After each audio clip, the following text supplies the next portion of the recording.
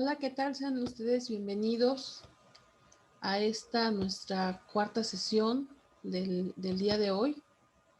En esta ocasión con el tema de citación, vamos a darnos cuenta que una de las actividades propias de todo estudiante es la investigación y que dentro de su formación universitaria, pues ustedes forzosamente tendrán que realizar diferentes tipos de investigación, también diferentes tipos de reportes de trabajo. Y es por eso que desde este momento debemos de comenzar a dominar este tema que es de importancia básica en este sentido y que, bueno, lo vamos a llamar citación, ¿sale? La citación, como nos dice aquí, es un procedimiento que garantiza, nos dice, que se respeta el derecho de autor. Es una forma de dar el crédito a la contribución propia y a otros en su propio trabajo. En nuestro quehacer como estudiantes, constantemente vamos a estar en busca de material sobre diversos temas. Y este material obviamente está redactado, está elaborado por diferentes autores.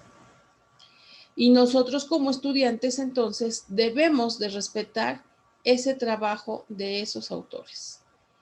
Eso es básicamente, como tenemos aquí, la importancia de citar, de mencionar el nombre, no solamente del autor, sino el nombre del artículo, el nombre del documento en donde nosotros encontramos el material del que vamos a estar hablando. Nos dice aquí que citar tiene como tres vertientes, vamos a decirlo así, que el primero sería lo que estamos señalando, respetar la propiedad intelectual, ya que lógicamente, pues estos investigadores, estos estudiosos, se esforzaron en realizar una actividad llamada investigación para que, pues, la comunidad científica entendiera o comprendiera sus hallazgos. Entonces, hay que respetar esa propiedad intelectual a través de lo que vamos a conocer como derechos de autor. Que entonces, en este sentido, vamos a identificar que son pues dos situaciones importantes, ¿no?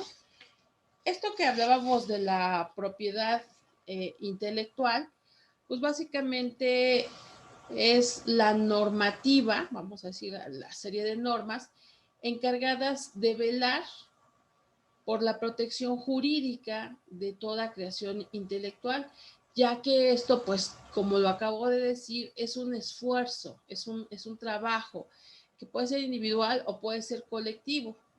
Entonces, el cuidado jurídico, la protección jurídica, es a lo que vamos a llamar protección intelectual.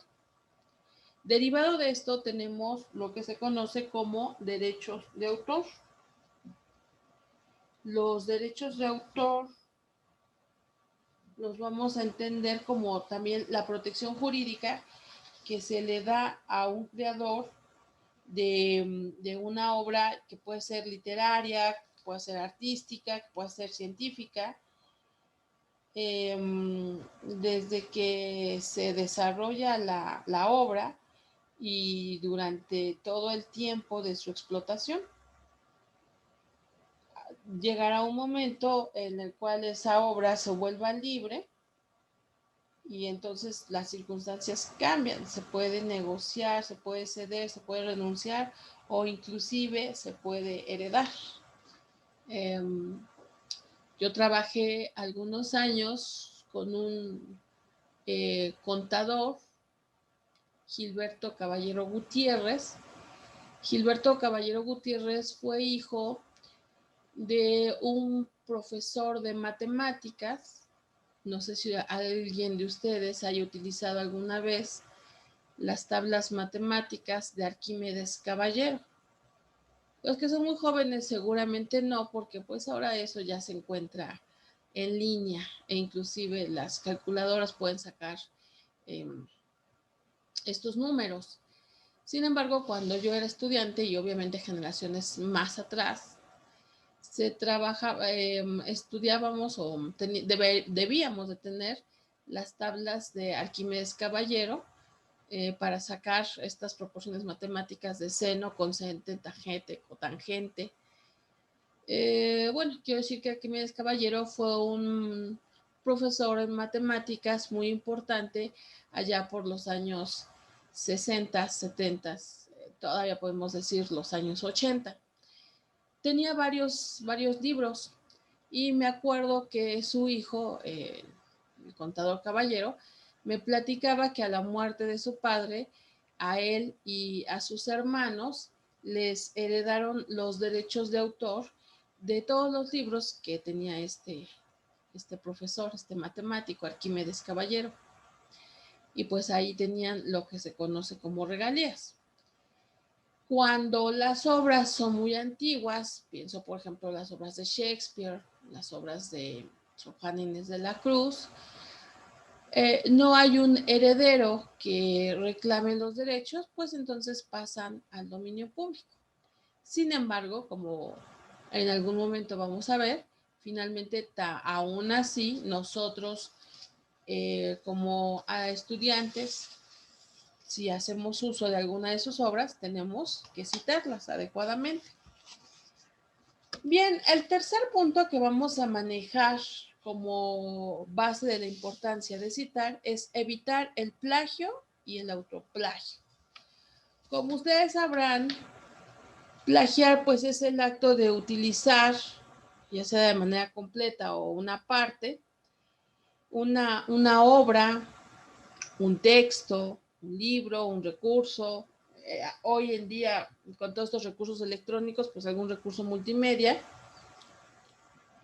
entre otros, sin dar el debido reconocimiento al autor creado de esa obra, ¿sí? Aun cuando nosotros no utilicemos las palabras exactas de esa obra, necesitamos hacer un reconocimiento al texto original, al autor original. En ocasiones se puede llegar al autoplagio, que es cuando yo mismo utilizo mis ideas, mis textos, mis libros y no lo señalo debidamente. Esto me recordaba mi hija, que también está en la universidad, me decía que detesta leer los libros de un psicólogo conductista que se llama Emilio Ribes Iniesta, porque bueno, cuando nosotros leemos un libro de Emilio Ribes, que ha escrito infinidad de libros, Emilio siempre termina citándose a sí mismo, ¿no? Y decía a mi hija que le parecía muy chocante que en un texto corto pues termine citándose 2 o 3 veces. Pero bueno, pues ni modo, así es esta situación.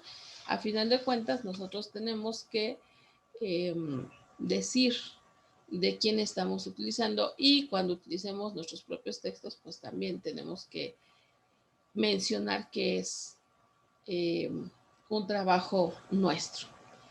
Entonces, solamente para cerrar esta primera parte, necesito decir que para hacer una citación hay una serie de normas referidas por diferentes instituciones que nos dan los lineamientos, que nos dan los parámetros para hacer estas citas.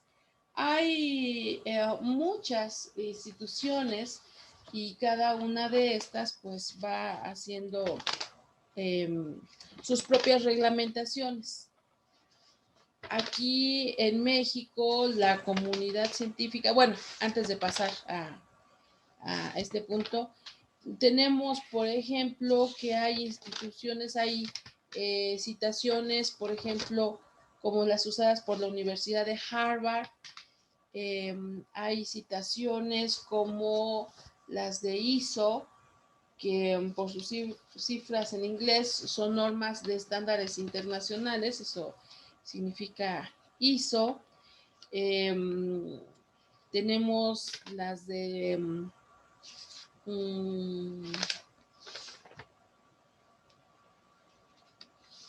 Vancouver, ¿sí? Las de la Universidad de Vancouver.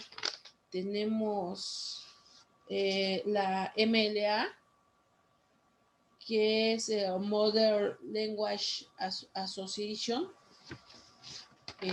y las referencias de la APA, que son las que vamos a estar utilizando. Las referencias APA son, como se dice comúnmente, las de cajón. APA, antes de pasar a otro punto, pues es la Association Psychology American, obviamente por sus siglas en inglés, Asociación Mexicana Asociación Americana de Psicología, y que es lo que rige la comunidad científica aquí en nuestro país. Insisto, hay entonces varias instituciones, pero nosotros estaremos utilizando las reglas de la APA, de la Asociación Americana de Psicología, que se utilizan en todas partes, en libros de medicina, en libros de derecho, en libros de psicología. O sea, no porque sea Asociación Americana de Psicología, crean que solamente con temas psicológicos se utiliza. No, en realidad, aquí en nuestro país, cualquier trabajo científico está regido bajo las normas APA. Entonces, esta association, o Asociación Americana de Psicología, para no trabarnos con la pronunciación, tiene un manual. Elaboró un manual, y este manual se ha ido actualizando a lo largo de los años. Nosotros estaremos trabajando con la actualización del 2010, que por decirlo de alguna manera es el más reciente. Sí, esto es importante señalarlo. En su momento les voy a hacer llegar un texto en PDF para que tengan todo el manual de la APA. La APA se va a dedicar a regir, vamos a decirlo así, a normativizar aspectos con respecto a la redacción, a la ortografía, al proceso de publicación, a cómo se deben de publicar los resultados de las investigaciones, cómo se deben de colocar las tablas y las figuras dentro de un libro o dentro de una revista científica. O sea, hay infinidad de puntos donde la APA va a normatizar. Nosotros aquí y ahora, sobre todo por lo corto del tiempo de nuestro curso, y además para cumplir nuestros objetivos, pues básicamente solo vamos a poner atención en lo que sería la citación de fuentes, es lo que vamos a estar manejando. Y más adelante,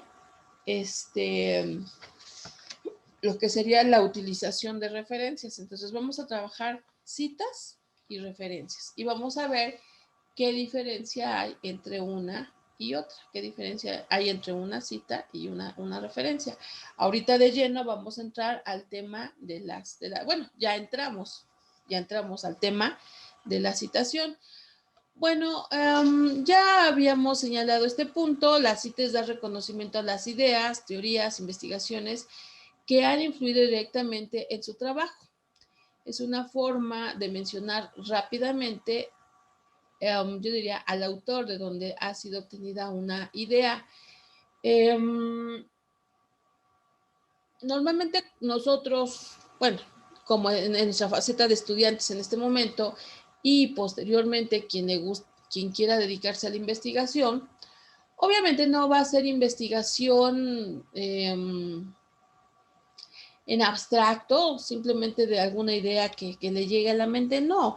Normalmente comenzamos, y esto ya lo vamos a ver posteriormente, nosotros comenzamos ya a partir de ideas que anteriormente algunos autores, algunos investigadores, algunos científicos han tenido. No se parte de cero comúnmente, ya sea que queramos refutar o que queramos apoyar alguna teoría, pues vamos siempre a comenzar a partir de lo que otros ya han señalado. Entonces, nosotros tenemos la obligación de decir de dónde hemos tomado esas ideas, tanto si son en pro como que si son en contra. Y entonces tenemos dos caminos, tenemos dos vertientes. Nos dice que podemos tener lo que sería una cita textual y también podemos tener una cita indirecta. Bueno, a ver, perdón, una cita directa o una cita indirecta. La cita directa es una cita textual en donde, como su nombre lo está diciendo, yo voy a colocar las palabras exactas que vienen en el libro, en la revista, en el periódico, en el documento en donde yo esté obteniendo mi información, ¿sí? Entonces, a ver, entonces en este contexto, la cita directa, insisto, es la cita que contiene, vamos a decir,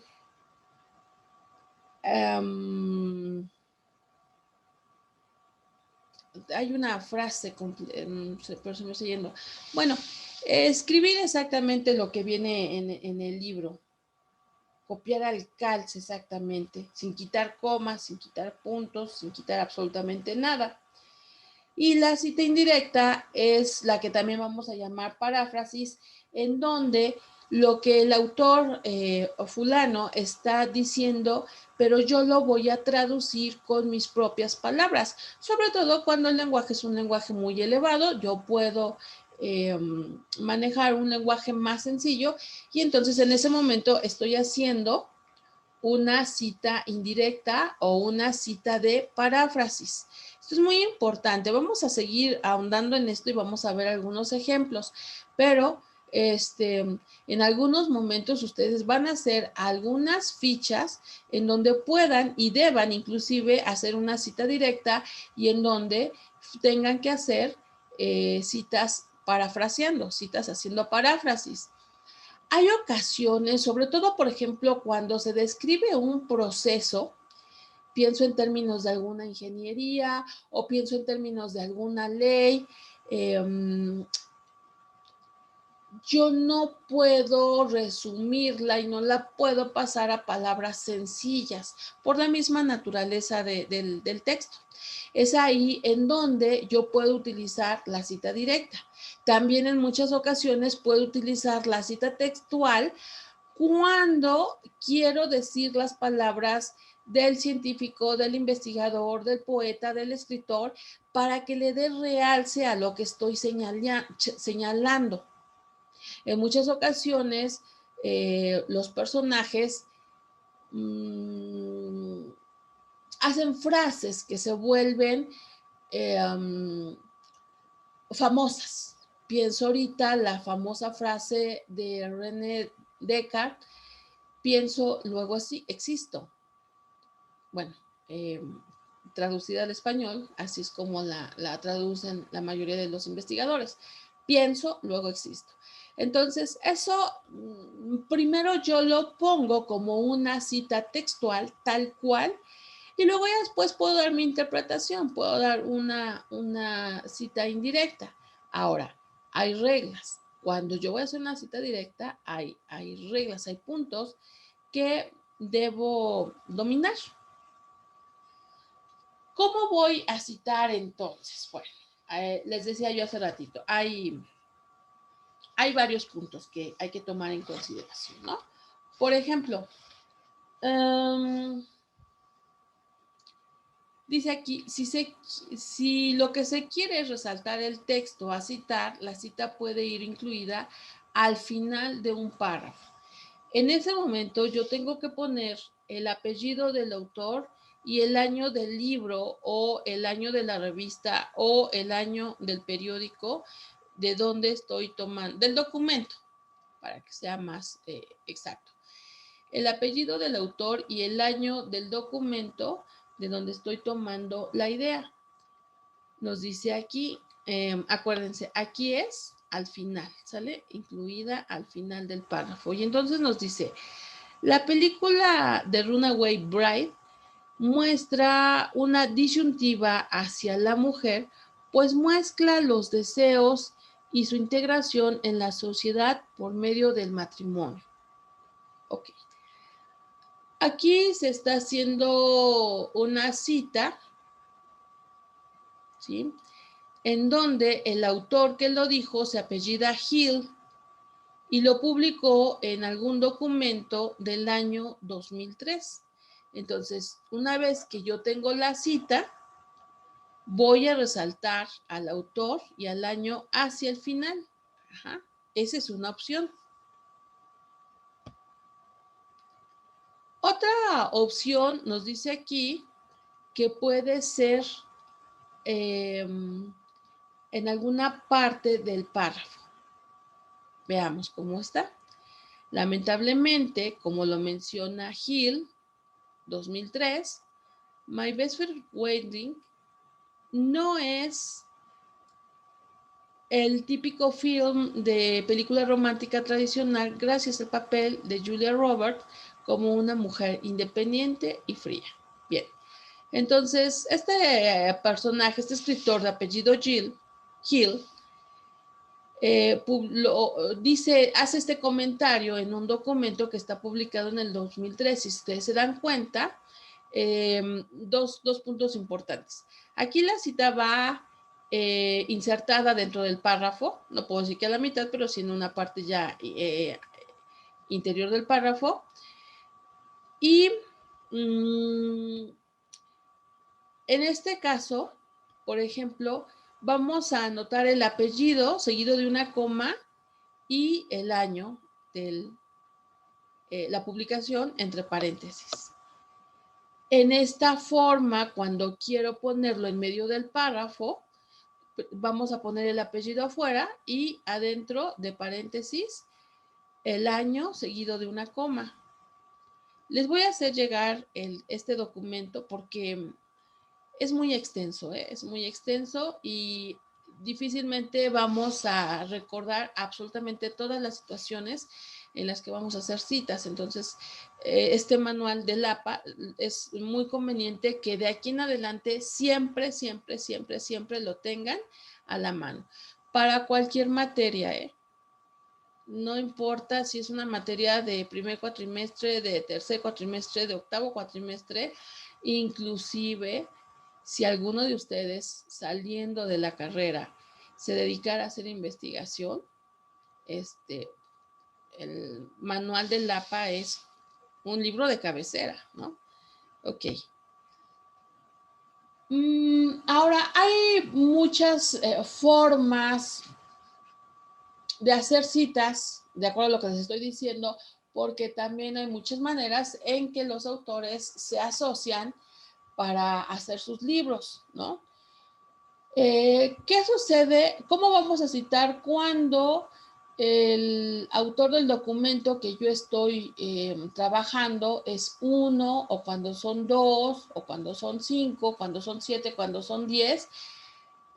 Tengo un libro que ahorita que estemos en la sesión en Zoom, en directo, les voy a enseñar. Es un libro de biología, que es un libro que tiene como 25 autores. Entonces, ¿qué sucede cuando un libro está escrito por 25 autores? Que normalmente se les llama recopilaciones, ¿verdad? Bien, pues entonces también aquí hay reglas que seguir dependiendo de la particularidad de cada situación. Sucede cuando es un solo autor, ¿sí?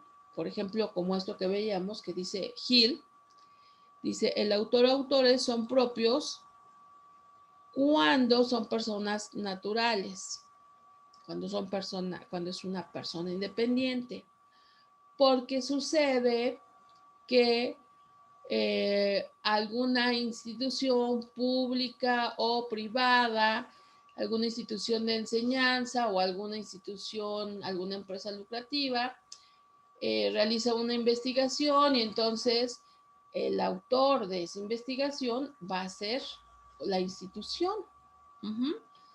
¿Y cómo se va a citar ahí? Por ejemplo, UNAM 2005, ¿no? Por ejemplo, CEP 2008. Tengo un libro, también se los voy a enseñar, que está hecho, es un libro de ecología que está hecho por la Semarnat. No, ese libro lo tengo en la escuela, no lo tengo aquí. Bueno, es un libro que está hecho por la Semarnat. Entonces ahí, por ejemplo, el autor corporativo, pues es ese. Los libros de texto, por ejemplo, de la primaria, pues normalmente se manejan como con autores corporativos, porque es la SEP quien financia la elaboración de esos textos, ¿no? Bueno, ahí ahorita que estemos en vivo les voy a enseñar algunos libros de autores corporativos. Ahora, hay ocasiones en que no sabemos quién escribió el texto. Y bueno, pues también hay que señalar esta situación de que no se sabe quién escribió ese texto, ¿no? Pienso, por ejemplo, en el caso, bueno, no, porque en controversias. La tragicomedia de Calixto y Melibea, no, creo que ese es de Fernando de Rojas. El mío Cid. El libro del mío Cid, que es un texto literario, que no sabemos quién lo escribió. Ahí tenemos el caso de un autor desconocido. Bueno, entonces, de acuerdo a lo que acabo de decir, ¿qué voy a hacer? Dice aquí, sí, son de 2 a 5. Bueno, si es un autor, pues no hay problema. Vamos a comenzar por el apellido del autor. Y el año, ¿no? Pero no siempre, decía yo hace ratito, no siempre tenemos solo un autor, hay veces que pudieran ser 2 autores.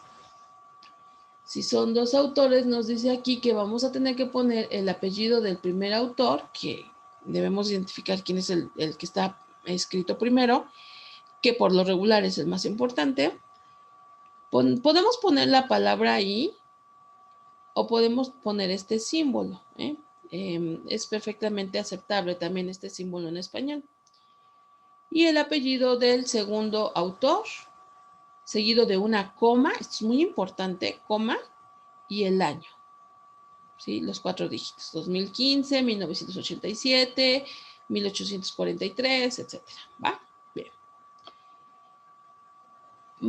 Dice, la cita puede incluir como parte del párrafo para resaltar los autores. Entonces, si son 3 autores,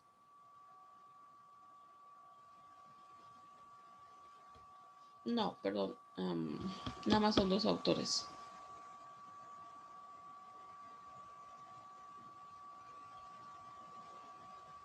No, es el caso de 2 autores. Un autor con un apellido sencillo, con un apellido sencillo, y un autor con un apellido compuesto. Entonces tenemos González, que sería un primer autor, Martínez y Pérez sería el apellido del segundo autor. En este caso, por ejemplo, no vamos a poner coma y vamos a poner entre paréntesis el año.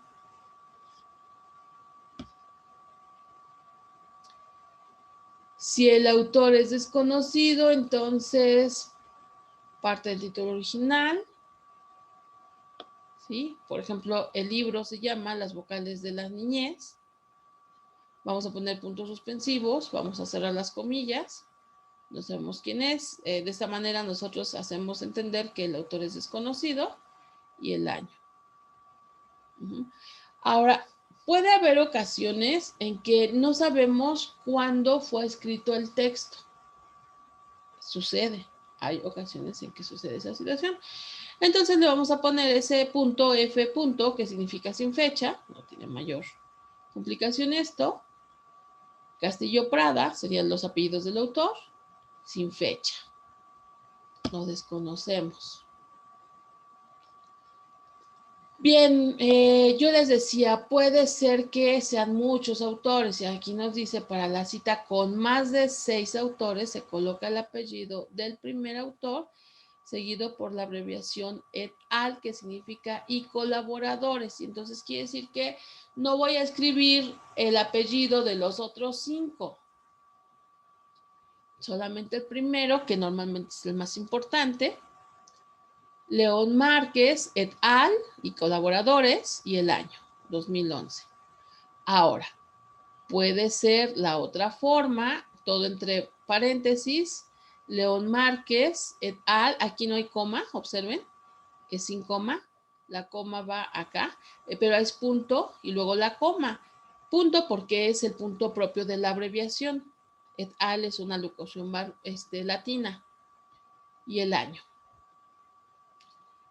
Ahora, ¿qué sucede cuando tenemos a un autor que yo les decía hace ratito, por ejemplo, en el caso de Emilio Ribes? Emilio Ribes tiene muchos libros. Yo quiero hacer una investigación acerca de psicología conductual, se me ocurre. Y como Emilio Ribes es un famoso psicólogo mexicano conductista, entonces pues resulta que me voy a la biblioteca, sí, en mis tiempos, ¿verdad? Bueno, resulta que tengo yo muchos libros de Emilio Ribes, ¿no? 2, 3, 4, 5 libros de Emilio Ribes. Ok, entonces puede darse el caso, escuchen, puede darse el caso de que el mismo Ribes tenga 2 libros diferentes publicados el mismo año. A lo mejor uno se llama La economía de la conducta, 2007. Y el otro se llama Reforzamiento intermitente, 2007. Entonces, yo como alumno estoy haciendo uso de 2 libros diferentes, de 2 textos diferentes, pero que fueron editados el mismo año. Entonces, tengo esta opción. Voy a poner, bueno, aquí nos dice García Márquez, 2007A, que es de acuerdo al texto, al nombre del libro, en orden alfabético. Y García Márquez, 2007B, que, insisto, de acuerdo al orden alfabético, pues sería el segundo libro. Aquí hay esa posible opción. También sucede, nos dice aquí, si existen 2 o más autores con el mismo apellido y la misma fecha de publicación. Ok, estos 2 autores son diferentes. Por ejemplo, este es Díaz Márquez Cándido y este es Díaz Alfonso. Entonces, aquí sí hace necesario que se ponga lo que diferencia, ¿verdad? Mientras aquí, por ejemplo, tal vez nada más estoy poniendo García M, aquí tendría que ser completo, puede ser. O la abreviación que nos distinga entre uno y otro autor. Ok. Cuando cito un trabajo de 3 a 5 autores en la primera cita, la primera vez que yo me refiero a ellos, a eso se refiere, se deben colocar todos los apellidos de los autores y en las citas subsecuentes solamente hay que colocar et al. Entonces, la primera vez va a ser Márquez Vidal, coma, Pérez Rodríguez, coma, Rincón Páez, coma, Zambrano Ortiz, coma. Tenemos 1, 2, 3, 4 autores. Pero ya después, para que esto no se vuelva repetitivo, pues nada más Márquez Vidal, et al, o sea, y colaboradores, 2004. Bien. Hasta aquí cuando tenemos autores independientes. Ahora, cuando son corporativos, también podemos utilizar simplemente el año entre paréntesis, o puede ser que todo el nombre del autor corporativo esté completo. Entre paréntesis, aquí lo vemos. ¿Va? Es importante señalar, ya lo había dicho, pero lo repito. Si voy a hacer la cita en paréntesis, vamos a separar tanto el apellido o en este nombre, en este caso el nombre de la empresa, con una coma. Bien, tenemos aquí entonces ejemplos, ¿no? Un autor, 2 autores, 3 autores, 6 o más autores. La primera cita y las citas subsecuentes, ya sea con este estilo, con el año afuera o con el año dentro de los paréntesis. Aquí tenemos la coma. ¿Sí? La primera y la segunda vez y todas las demás, cuando es un solo autor, siempre va a ser exactamente igual, no hay cambio. Cuando son 2 autores, también es igual, no va a haber cambio. Carvajal Sandoval y Escobar Ávila. Carvajal Sandoval y Escobar Ávila. Tenemos los años afuera. ¿Sí? Y aquí, dijimos separados por una comita, y se ve tenuemente la coma. Cuando son 3, aquí es donde sí va a cambiar. La primera vez los citamos todo. Núñez, coma, Telles, coma, Castellanos y Ramos. Aquí es un apellido compuesto, entonces son 3 autores. 2009. Y en las citas subsecuentes, ya nada más Núñez et al. Si yo decido hacer la cita, entre este y esto, quiero que quede muy claro, esta columna y esta otra, solamente son cuestiones de estilo. Es exactamente lo mismo. Yo puedo utilizar la que más me guste a mí. ¿Sí? Esto es igual, solamente es la que a mí me acomode, la que me parezca más elegante, la que parezca más fácil, no lo sé, pero son iguales. Bien. Entonces estábamos en la tercera, ¿verdad? Entonces, cuando vamos a poner entre paréntesis, igual, usamos nuestra comita, el año, y cuando hacemos las citas subsecuentes, vamos a poner et al, acuérdense, et al punto y la coma. El punto es para abreviar, para indicar que esto es una abreviación, ¿va? Y si son 6, Rosa Alcázar y colaboradores desde la primera vez, porque no vamos a poner los 6, o no vamos a poner los 20, por ejemplo. Yo les decía como este libro de biología que trae como 25 compiladores, 25 autores, pues no voy a poner aquí Rosa Alcázar y López Hernández y González Guerra y Sánchez Hernández y Estrada Martínez. No, o sea, no se puede. Entonces, solamente el primero, et al. Y las subsecuentes, pues serían exactamente igual. Si decido el otro formato, pues paréntesis desde el inicio, et al punto, coma. Y aquí sería exactamente igual.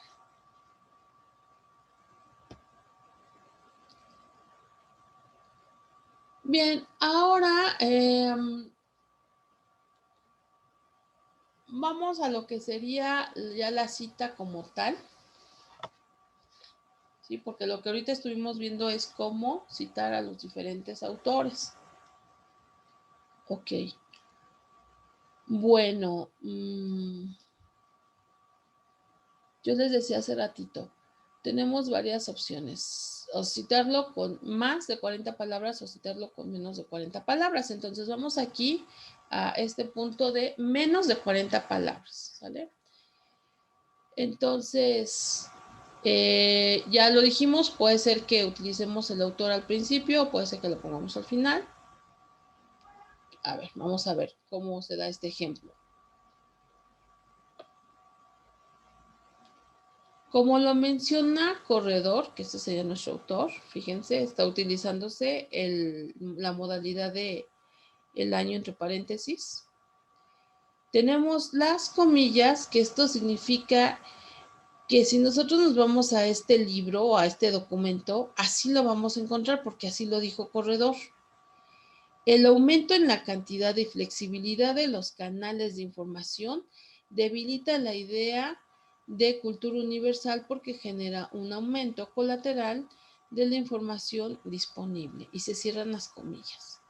Hasta aquí es palabra por palabra lo que dijo Corredor en su libro publicado en 2011. Para mayor referencia, esto nosotros lo vamos a encontrar en la página 53. Observen cómo se abrevia página, solamente P.53.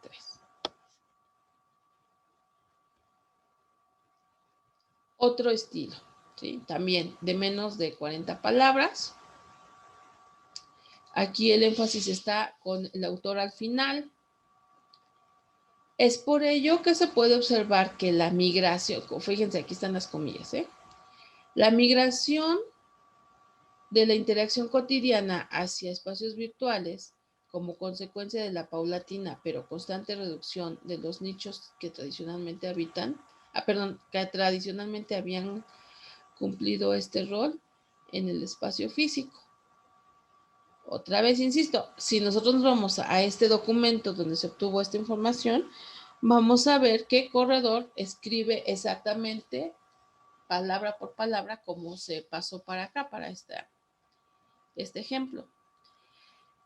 Aquí la citación se va a hacer al final, fíjense bien.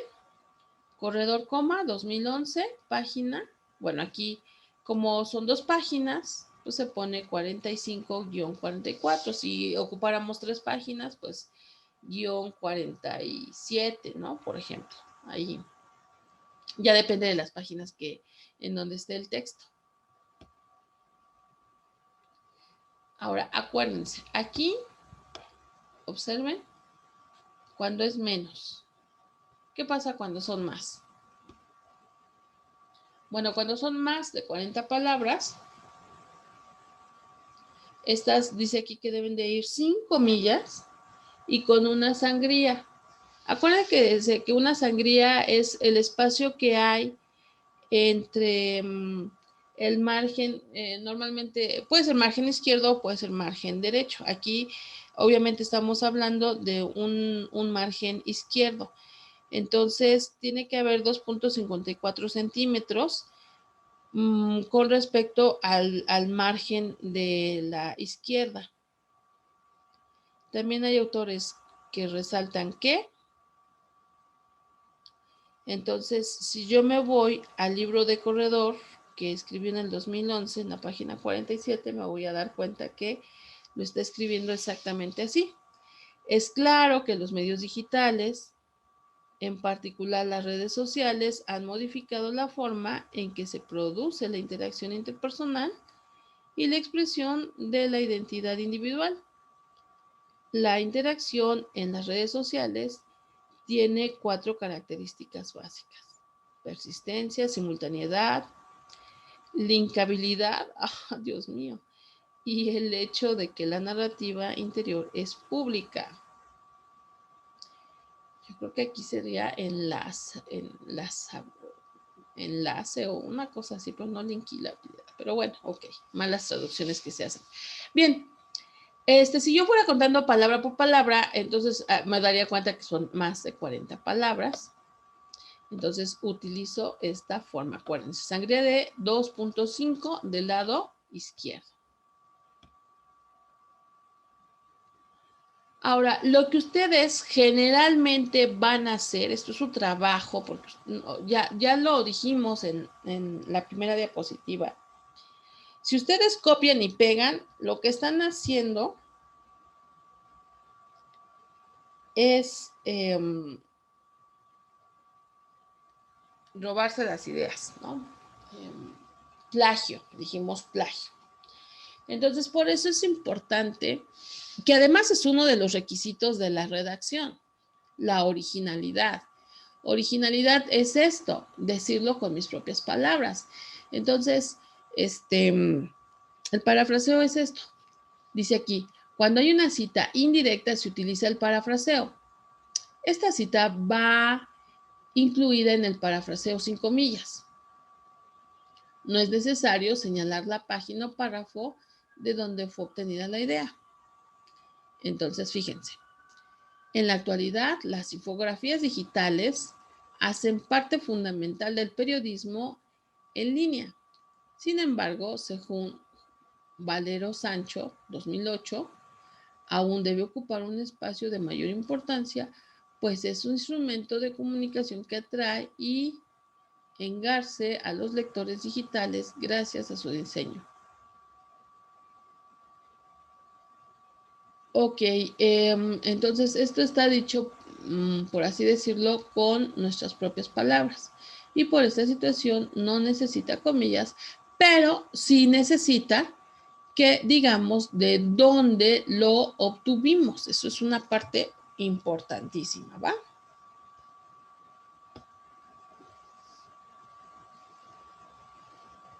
Hay ocasiones en que nosotros como estudiantes necesitamos hacer integraciones. ¿Qué quiere decir integraciones? Conforme vamos buscando información, conforme vamos buscando material, nos vamos dando cuenta que va a haber muchísimos temas que empatan, temas que son semejantes. Y que un autor dice algo muy parecido, un autor A dice algo muy parecido a lo que dice un autor B, e inclusive un autor C también empatan, los tres están diciendo cosas muy, muy parecidas, o prácticamente están diciendo lo mismo, pero obviamente cada quien con su estilo. Entonces yo como estudiante, yo como investigador, tendría que hacer, les dije hace ratito, compaginar estas tres ideas, compactarlas, engancharlas, concatenarlas, no sé cuántos adjetivos puede haber para esto. Y entonces tengo que poner las citas de los autores que yo esté mencionando, o sea, 1, 2, 3 o inclusive más, ¿no? Fíjense el ejemplo.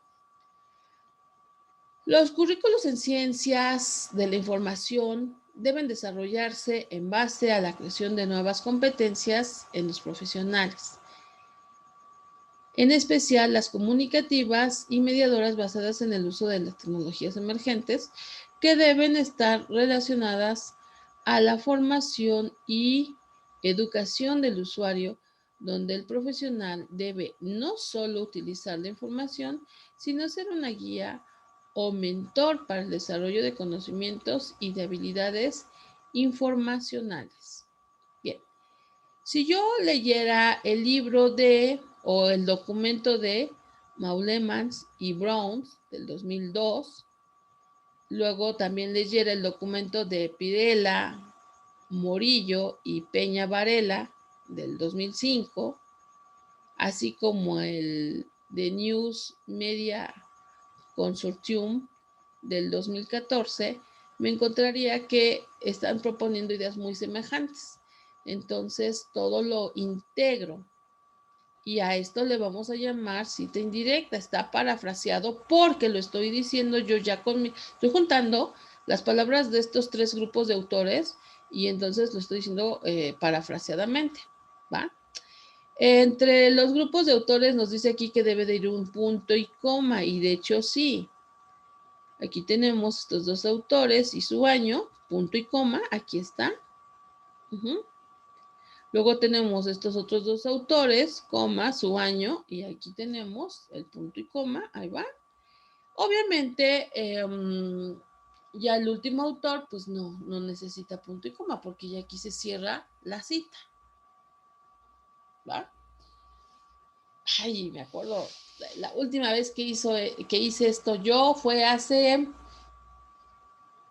3 años aproximadamente cuando estuve redactando el reporte de mi especialización.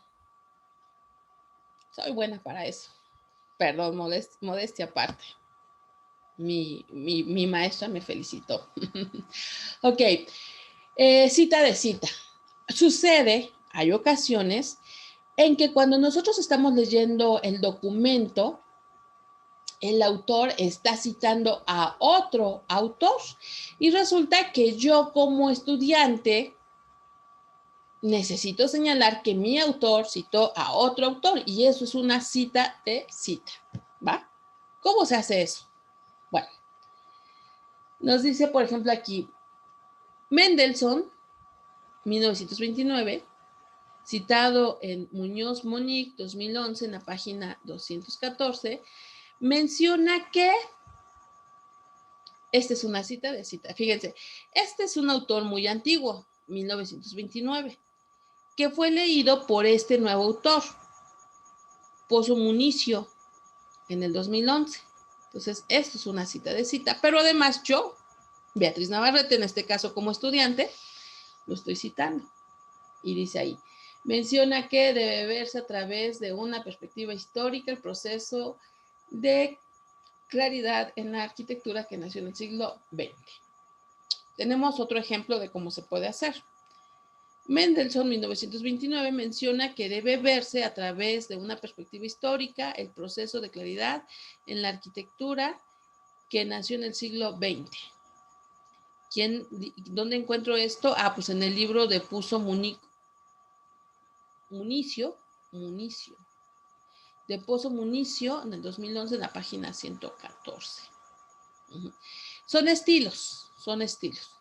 A mí en lo personal me acomoda más este que este, pero ya cada quien. En verdad, pues esta es nuestra cuarta semana, ¿verdad? Ojalá y en 3 años y fracción decidan que lleguen hasta el final y si deciden hacer una tesis, pues les pueda yo asesorar su tesis. Pero bueno, no necesitamos esperarnos hasta ese momento. Yo decía al principio que esto ustedes lo van a hacer cotidianamente de aquí para el real, dicen en mi pueblo, ¿no? De aquí en adelante ustedes van a estar haciendo trabajos de investigación o simplemente reportes y deben de trabajar de esta manera. Por eso es que ahorita, digamos, que hicieron ustedes su examen, tenemos este tiempo, entre comillas, libre, tenemos que avanzar en este tema, ¿sí?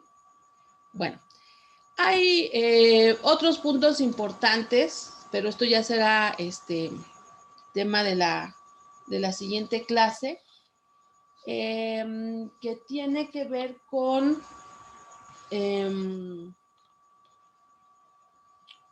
cómo se debe de hacer citas,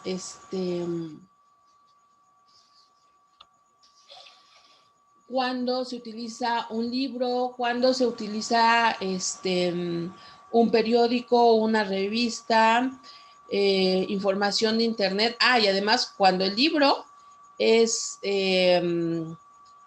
cuando el libro está en línea o cuando el libro está en su formato impreso. Lo mismo sucede con las revistas científicas.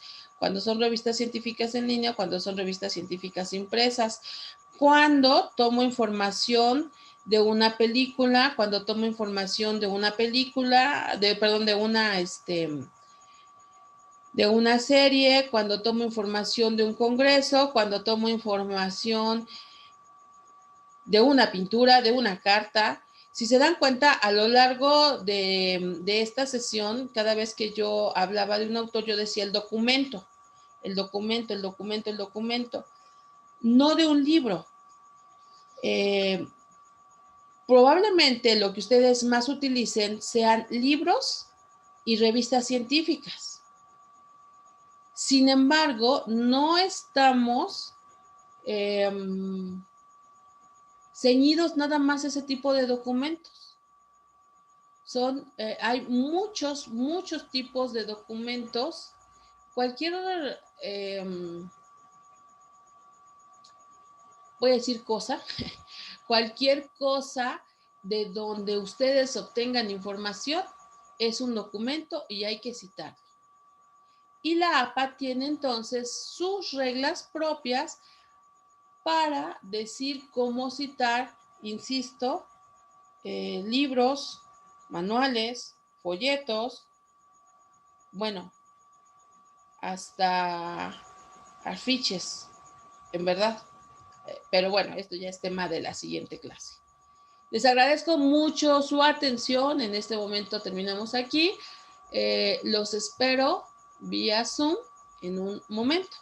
Muchas gracias.